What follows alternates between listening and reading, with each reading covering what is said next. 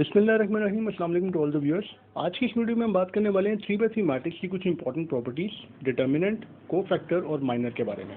तो सबसे पहले हम चलते हैं डिटर्मिनेंट की तरफ। और डिटर्मिनेंट के बारे में सबसे पहली चीज़ तो ये समझ लें कि डिटर्मिनेंट सिर्फ स्क्वायर मैट्रिक्स की प्रॉपर्टी है, यानी एक ऐसा मैट्रिक्स जिसकी नंबर ऑफ रोज और कॉलम इक्वल हो।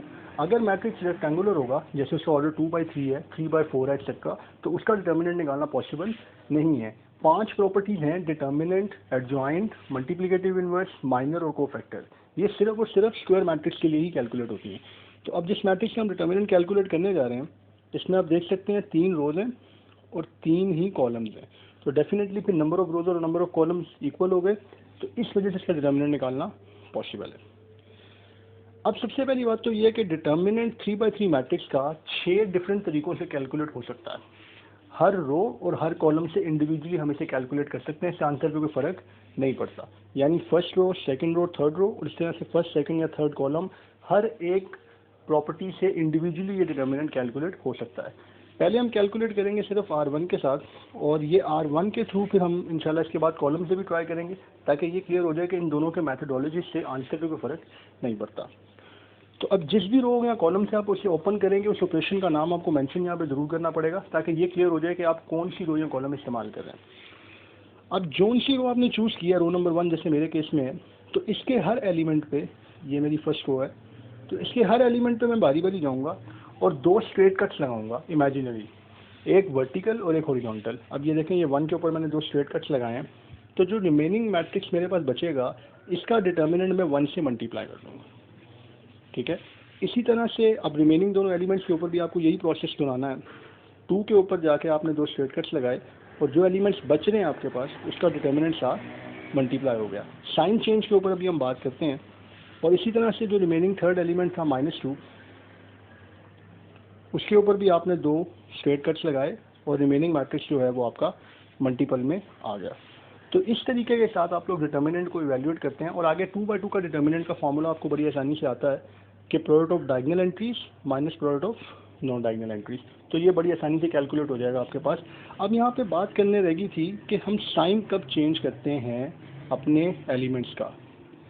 देखें, इसमें पहली बात तो ये समझ लें कि हर मैट्रिक्स का जिस तरह से एक ऑर्डर होता है, जैसे इस मैट्रिक्स का ऑर्डर है 3/3, यानी कि 3 रोज और 3 कॉलम, इसी तरह से हर एलिमेंट की भी एक अपनी स्पेशल पोजीशन का ऑर्डर होता है। मिसाल के तौर पे अगर मैं इस -1 की बात करता हूँ, तो ये थर्ड रो में है और थर्ड कॉलम में है, तो इसकी आइडेंटिटी होगी 3-3। A33 आमतौर पे आप इस एलिमेंट को शो करते हैं, यानी कि कोई भी एलिमेंट की एक अपनी स्पेशल पोजीशन को शो करने के लिए उसका रो नंबर और कॉलम नंबर होता है। तो अब जो बात मैं करने जा रहा था वो ये थी कि अगर ये रो और कॉलम नंबर का सम ये ऑड नंबर आए, तो हम लोग अपने गिवन मैट्रिक्स के साइन से नंबर एलिमेंट को चेंज कर देते हैं। और अगर बिलफर्ज इसका आंसर इवन नंबर आए, तो फिर हम लोग अपना ओरिजिनल साइन ही यूज़ करते हैं। अब इसको हम डेमोन्स्ट्रेट करते हैं। ये तो पहला नंबर था 1, ये रो नंबर भी 1 है, कॉलम नंबर भी 1 है, तो इसका जो पोजीशन नेम बनेगा वो बनेगा 1-1, यानी इन दोनों का सम बना 2, जो कि एक इवन नंबर है। तो इवन नंबर के केस में जो गिवन साइन था पॉजिटिव, वही साइन मैंने यहाँ पर यूज़ किया है। दूसरे नंबर पर आते हैं, ये पहली रो है लेकिन कॉलम दूसरा है, तो ऑब्वियसली यहाँ पर जो हमारा पोजीशन नेम बनेगा वो बनेगा 1-2। यहाँ पे सम करने से जो हमारे पास आंसर आता है दैट इज़ 3, और ये ओड नंबर है। तो ओड नंबर के ऊपर आपको गिवन के मुकाबले में साइन चेंज करना होगा। यहाँ पे मैं चेंज का वर्ड बोल रहा हूँ, माइनस का वर्ड नहीं बोल रहा। अगर फर्स्ट किया गया ये गिवन साइन माइनस होता, तो हम यहाँ पर प्लस इस्तेमाल करते हैं। और सेम इसी तरह से आप वेरीफाई कर सकते हैं थर्ड वाले मैट्रिक्स के लिए, कि यहाँ पर जो -2 है वो एज इट इज मल्टीप्लाई होगा इस मैट्रिक्स के साथ, क्योंकि इस -2 की पोजीशन बनती है 1-3, फर्स्ट रो थर्ड कॉलम, यानी कि सम जो है वो 4 आ रहा है, इवन नंबर आ रहा है। आगे आप लोग सिंपल ये 2/2 के डिटर्मिनेंट्स को मल्टीप्लाई करके ओपन कर सकते हैं, और यहाँ पर हमेशा ही साइन चेंज होगा नेक्स्ट वैल्यू का, मसलन -1, और बाय डिफ़ॉल्ट ये बनता है -12, लेकिन हम दूसरी वाली वैल्यू का साइन चेंज करते हैं, यानी नॉन डायगोनल एंट्रीज का प्रोडक्ट जो है उसका साइन चेंज करके लगता है, तो दिस इज +12। वही सेम चीज़ को हमने आगे फॉलो किया 1, और ये वैसे तो बनता है -6, लेकिन इसे हम लिखेंगे +6, यानी कि साइन चेंज करके।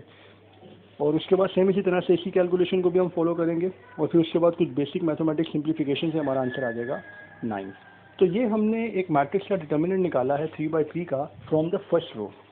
अब हम इसी मैट्रिक्स को, ये वही मैट्रिक्स है जिसका हमने रो 1 से मैट्रिक्स का डिटर्मिनेंट निकाला था, इसका डिटर्मिनेंट हम निकालने जा रहे हैं कॉलम से, और हम कोशिश करते हैं हम कॉलम नंबर 2 से निकालने से, ताकि ये भी क्लियर हो जाए कि कॉलम के थ्रू ये ऑपरेशन के ऊपर ज़्यादा फर्क नहीं है और आंसर भी हमारे सेम आएंगे।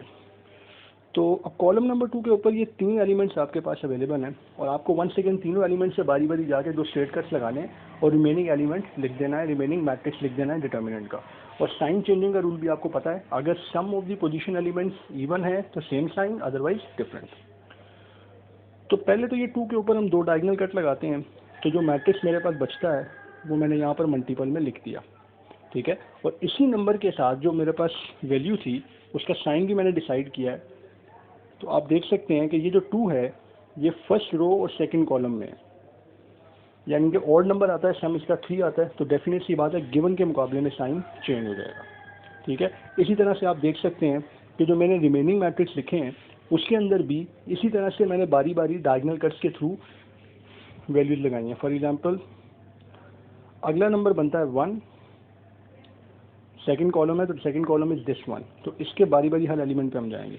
अब 1 के ऊपर भी 2 कट्स लगाने हैं आपको इमेजिनेशन में, और जो मैट्रिक्स बच जाएगा आपके पास वो आपके पास ऐसे आ जाएगा, और यहाँ पर आपके पास 1 का जो साइन बनेगा दैट विल बी पॉजिटिव, यानी कि गिवन साइन ही चलेगा। और उसकी वजह क्या है कि आपके इस 1 की जो लोकेशन है that is second row and second column, तो obviously the sum is even, तो एग्जैक्ट वही साइन यूज होगा जो हमारा गिवन चल रहा था। सेम इसी तरह से आप 4 के लिए वेरीफाई कर सकते हैं, ये आपके पास मैट्रिक्स आएगा और इसको फिर आप लोग सिंप्लीफाई करेंगे, so you will get the same answer that is 9। तो इसका मतलब ये होगा कि डिटर्मिनेंट जो है वो इंडिपेंडेंट है अबाउट द अप्रोच। आप उसे रो से ओपन करें, कॉलम से ओपन करें, फर्स्ट रो से करें, लास्ट रो से करें, इससे फ़र्क नहीं आएगा आपके ओवरऑल आंसर में। हम आमतौर पे चूज़ करते हैं शॉर्टेस्ट वे, यानी कि अगर हमारे पास किसी मैट्रिक्स के अंदर एलिमेंट्स 0 0 अवेलेबल हैं तो ऑब्वियसली 0 एक ऐसा नंबर है जिसे किसी से भी मल्टीप्लाई करूंगा तो डिटर्मिनेंट से मल्टीप्लाई करके उसका कोई इफेक्ट नहीं आता। तो आमतौर पे हम ऐसी रो या कॉलम इस्तेमाल करते हैं जिसमें मैक्सिमम नंबर ऑफ जीरोज आ रहे हों। कुछ क्वेश्चन के अंदर हम खुद से जीरोज बनाते भी हैं, लेकिन उस टॉपिक पर हम फिर कभी बात करेंगे। अब आते हैं लास्ट चीज़ के ऊपर जो कि है कोफैक्टर और माइनर, और आमतौर पे स्टूडेंट इसमें मर्ज बहुत ज़्यादा कर जाते हैं। देखें कोफैक्टर और माइनर निकालने का तरीका एग्जैक्टली वही है जो डिटर्मिनेंट निकालने का है, लेकिन डिटर्मिनेंट निकालने के अंदर कुछ चीज़ों के डिफरेंसेस हैं जो कोफैक्टर और माइनर में आएंगे। पहले हम बात करते हैं कोफैक्टर के बारे में। उसके लिए वंस अगेन आपके पास एक मैट्रिक्स है, ये बी मैट्रिक्स गिवन है आपकी बुक में, और वंस अगेन ये स्क्वायर मैट्रिक्स है, 3x3 का मैट्रिक्स है। रेक्टेंगुलर मैट्रिक्स के लिए कोफैक्टर पॉसिबल नहीं होता। अब पहली बात तो ये समझें कि कोफैक्टर हर एलिमेंट का डिफरेंट होता है। मैट्रिक्स का डिटर्मिनेंट एक ही आएगा, चाहे आप उसे रो 1 से करें, 2 से करें, 3 से करें, कॉलम से करें, 1 से करें, 2 से करें, 3 से करें, लेकिन कोफैक्टर हर एलिमेंट का डिफरेंट होता है।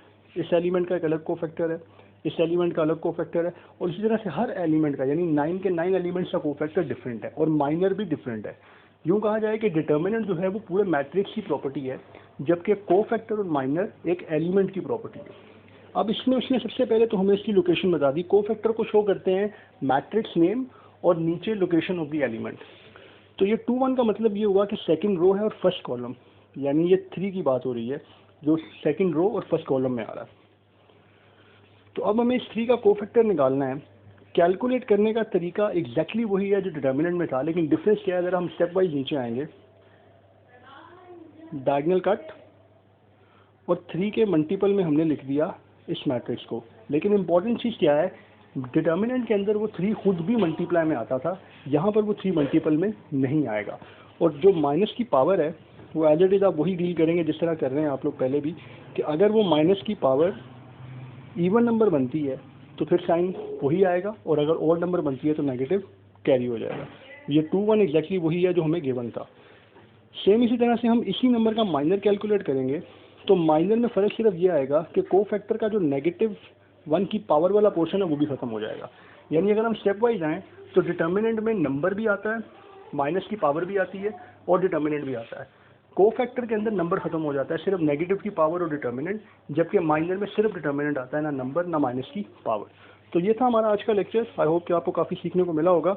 अगर आपको कोई क्वेरी हो तो आप हमें ईमेल कर सकते हैं। मैं आपसे मिलूंगा इंशाल्लाह एक नई वीडियो के अंदर। तब तक के लिए अपना ख्याल रखिएगा। Thank you very much. अल्लाह हाफ़िज़।